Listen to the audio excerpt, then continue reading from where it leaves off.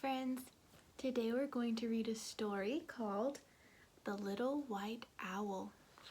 It was written by Tracy Corderoy and Jane Chapman. Here we go. Once there was a little white owl who lived by himself in the snow. He didn't have a mommy. He didn't have a daddy. He didn't even have a name.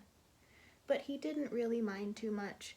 It had always been like that, and his head was full of happy stories. You see the little white owl sitting there in his tree? Let's turn the page. Sometimes he was a brave white knight, and sometimes he was a snowflake. Sometimes he was a rocket blasting off to the moon. But every night at bedtime, he sat on his favorite branch, nibbling toast spread with strawberry jam and counting the stars by himself. Then one day, he looked at the big blue sky that stretched on and on forever. "I wonder what's out there," said the little white owl. For days, the little white owl flew over turquoise oceans and deserts of gold. Then he spotted the prettiest trees, sprinkled with tiny jewels. So down, down, down he swooped. But wait!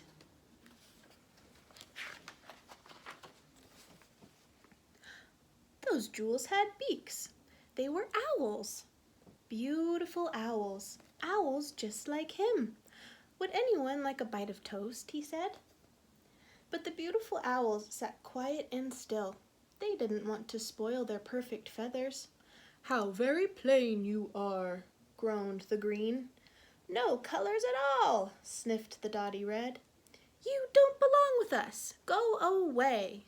That's not very nice, is it? "But I do have colors," cried the little white owl.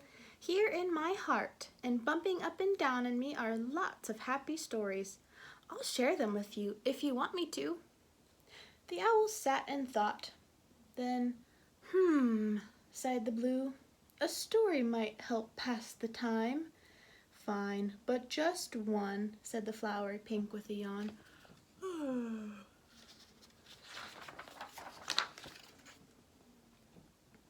So the little white owl swung on a branch with his little teddy, and he munched his toast, and he shared a happy story. "Ah," breathed the blue owl dreamily when the little white owl had finished. The other owls all glared at her. "Oops, sorry," she blushed. "But couldn't we have just one more?" They looked pretty happy listening to his story.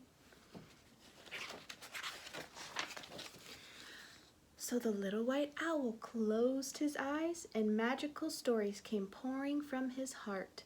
Colorful tales of castles and knights and dragons with fiery breath, and blasting through moonbeams and counting bright stories and tumbling down like a snowflake. Slowly, and rather to their surprise, the owls began to smile. "Ah," they breathed. Then suddenly, "More!" everyone cried. At last, when all his toast was gone, the little white owl checked his clock. "Gosh, I need to go," he gasped. "Back to my sparkly home. I need to feel the snow and count the stars." But then a blue wing fluttered and a tail of dotty red began to twitch. "Take us too!" cried the pretty owls, sweeping into the sky. "We want to feel your fluffy snow and count your sparkly stars and play and laugh and tumble just like you." So the little white owl led them home, where they tumbled and twirled on the ice. Like splashes of rainbow, they speckled the snow, their colors brighter than ever. They're throwing snowballs. Oh my goodness. Later, they huddled together and sipped warm cocoa. "Tomorrow, when we fly home," said the blue, "the white clouds will remind us of you. Promise you'll visit very soon?" "I promise," smiled the little white owl, "and you can tell me all your stories." Then he snuggled up on his favorite branch